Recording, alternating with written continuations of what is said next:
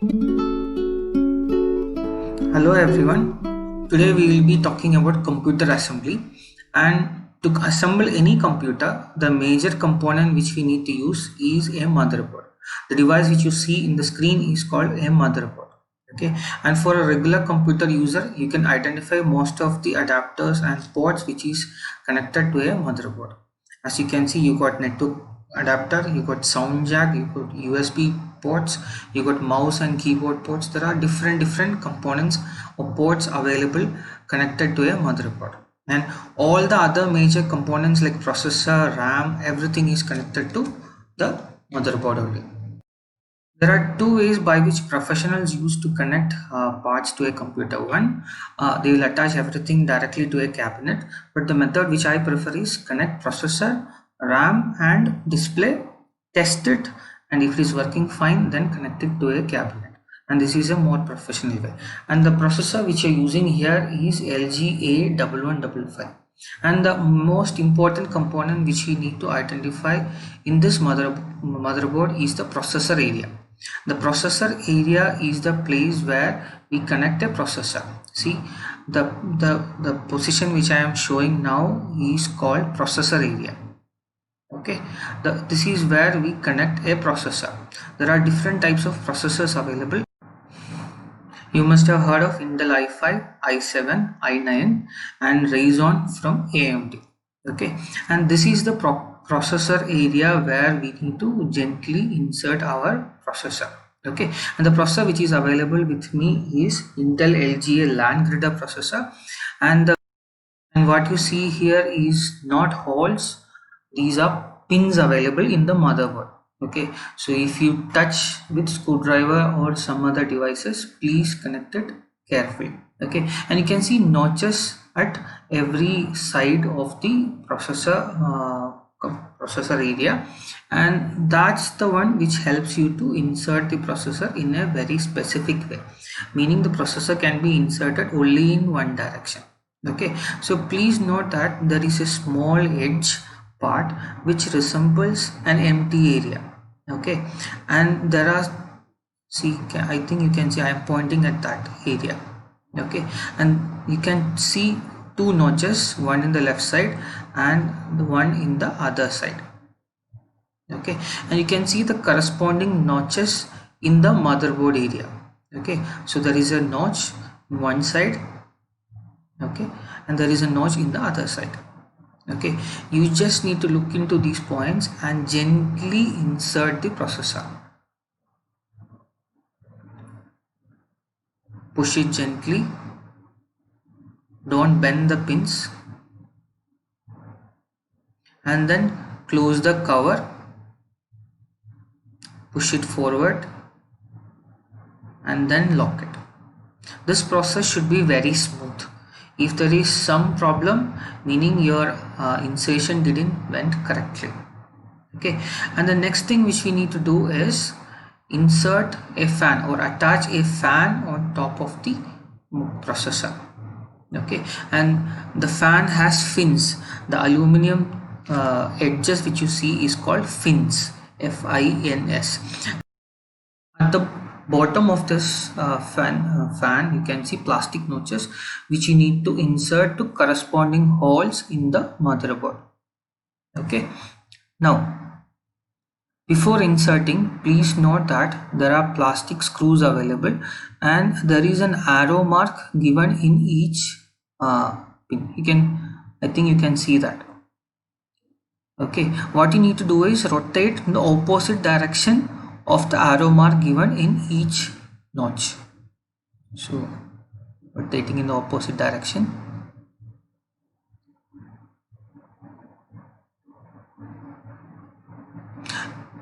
And then insert the fan directly to the holes which is there in the motherboard. Okay, it's better to press opposite side pins, not nearby. Okay, and when you press it you can hear a click sound. Click. Okay, that sound you can hear it, and this is how you insert it. And once you insert 4 pins, your fan is done. Okay, this is a very simple process. I hope everyone understood.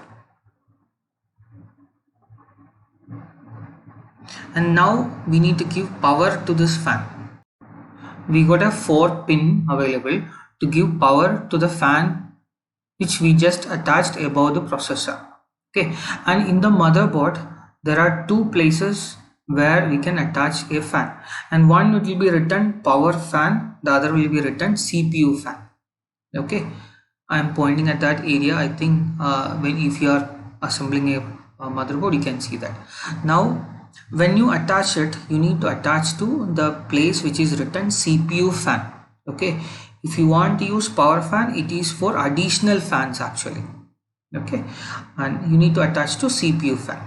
Okay, I'll show it in close by now. And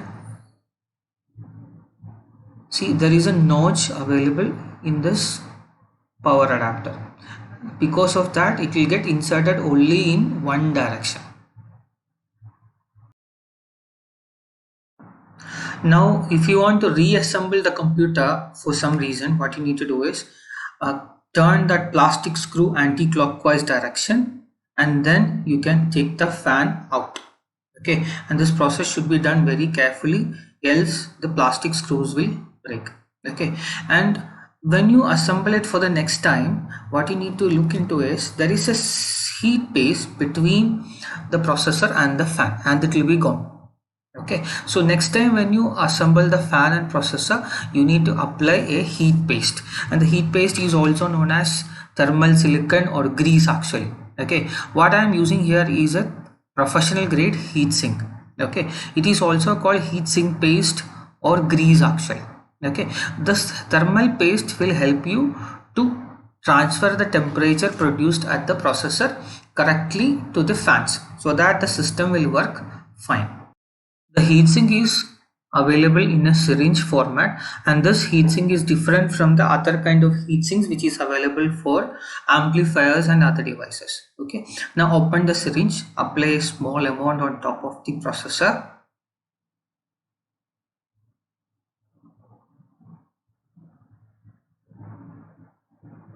Okay,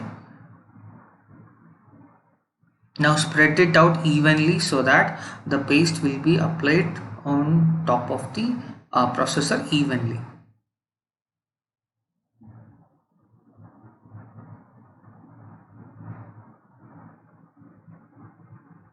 Okay, now you can close the fan. You can use the fan in the same way as we described earlier. Okay, turn the screws in anti-clockwise direction, check the holes in the motherboard, and then insert it.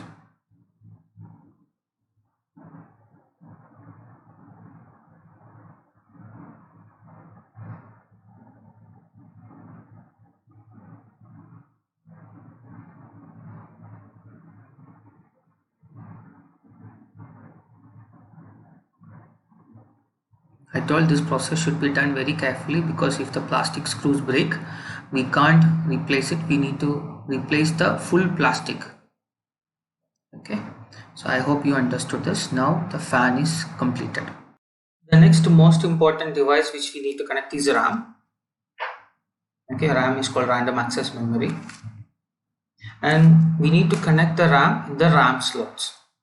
Okay, and when you check RAM, you can see a notch in the RAM. It's almost in the middle, but not at the center, exact center of the RAM. It's a little shifted. Okay, now to the RAM slot, open the notches in the side and press correctly by looking at the notch. Okay, now if you see the base of the RAM, you can see that notch, and press straight down. Okay, now I'll insert it.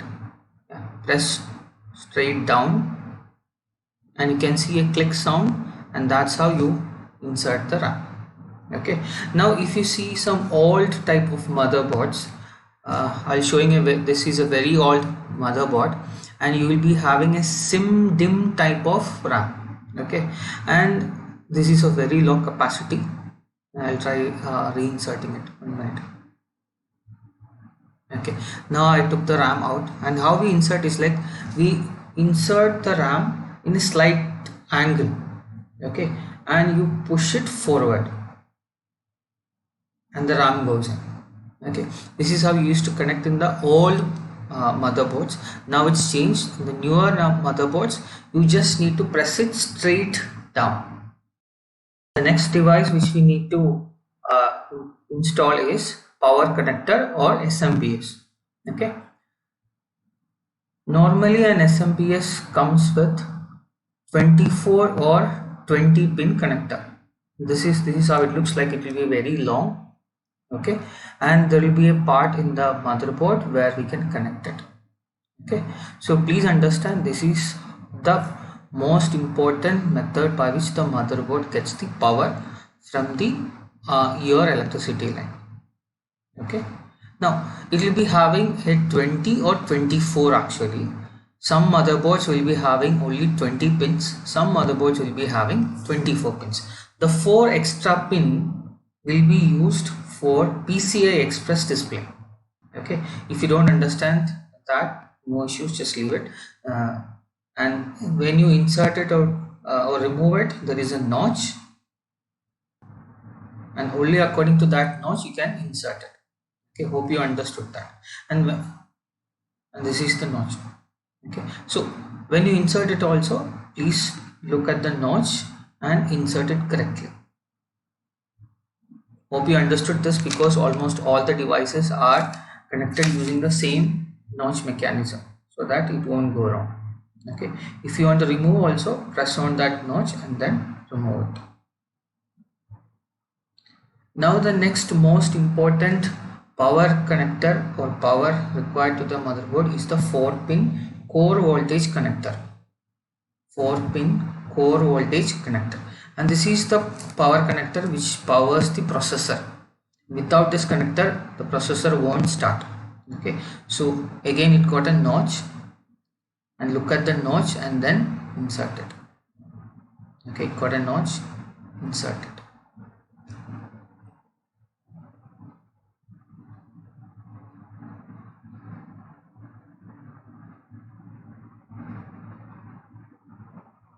Now if you want to remove this notch also, just press on that notch and then release it.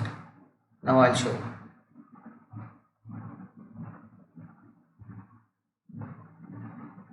Okay, so check out the notch and then insert it. So these are the two major power connectors required for your motherboard. Okay, one is the 20 or 24 pin power connector, and the 4-pin core voltage connector. Okay,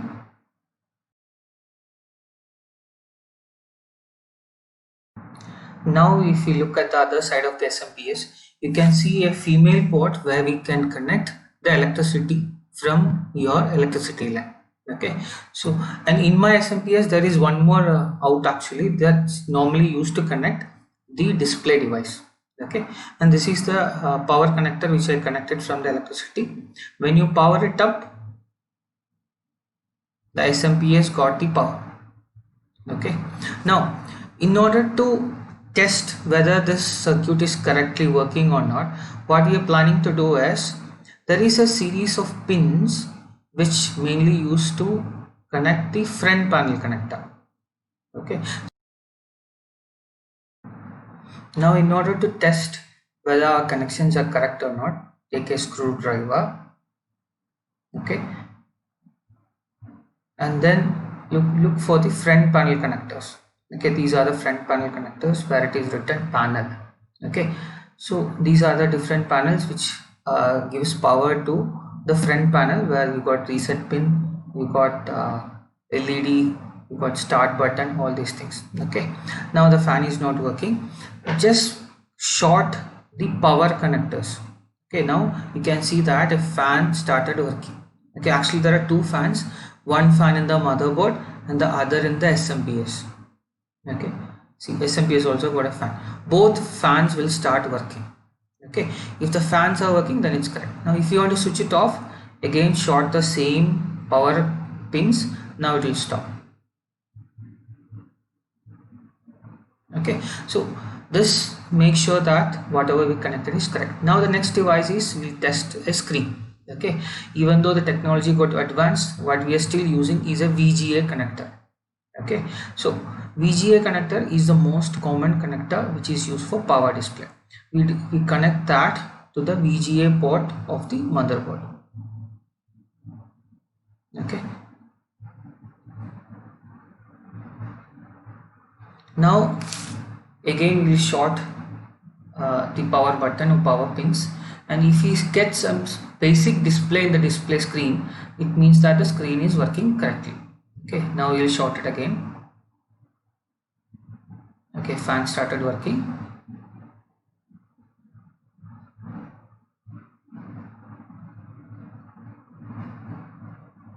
Okay, so we got a basic display in the monitor. Okay, this simply tells that our screen got connected successfully. Okay, now we need to connect our hard disk and CD drive or DVD drive. Okay, now both device got similar connectors. The back side you can see a power connector and a data connector. Okay, for the hard disk, and for the CD drive or DVD drive we can see the same thing, the data connector and the power connector.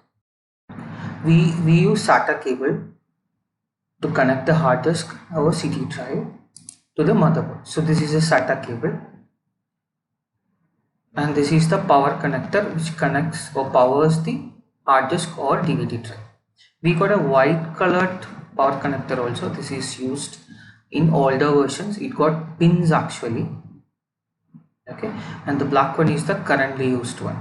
Okay, so when you connect it, if your hard disk is older one, use the white one. If the hard disk is newer one, use the black one. Okay, I'm showing you the pins. Okay, so use the black one behind your hard disk, and now I'll show you how to connect it. So there is again a notch. Look at the notch and connect it. Okay, now you'll use the SATA cable to connect the hard disk. Okay, SATA cable is used for data connection. Okay, so check the motherboard. In the motherboard there is normally 2 or 4 SATA ports. Okay, 1 2 3 4. Okay, there are 4 SATA ports. To any of the SATA ports, connect the SATA cable, and again there is a notch. Okay, the other side should be connected at the back of the hard disk.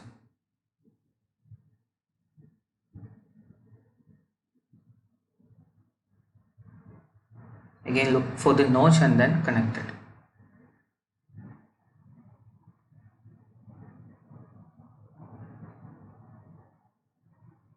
It's a simple process.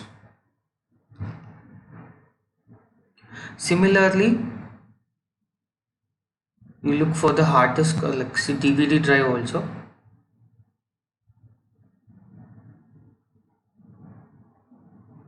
Okay, behind the DVD drive there is a data cable option connected, and then you need to connect the power connector. Okay, power comes always from the SMPS, so you check for the black. Okay, check for the black connector and then connect it behind the CD drive.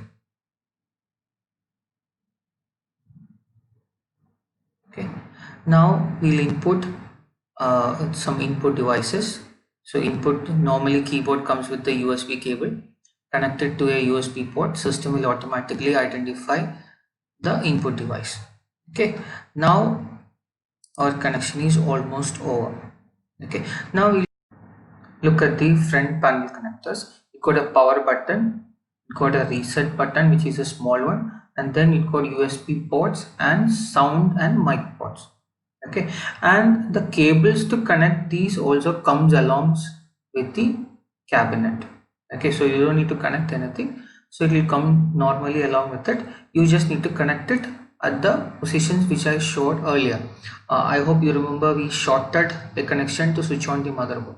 There you need to connect all these front panel connectors. Okay, this is how we connect it.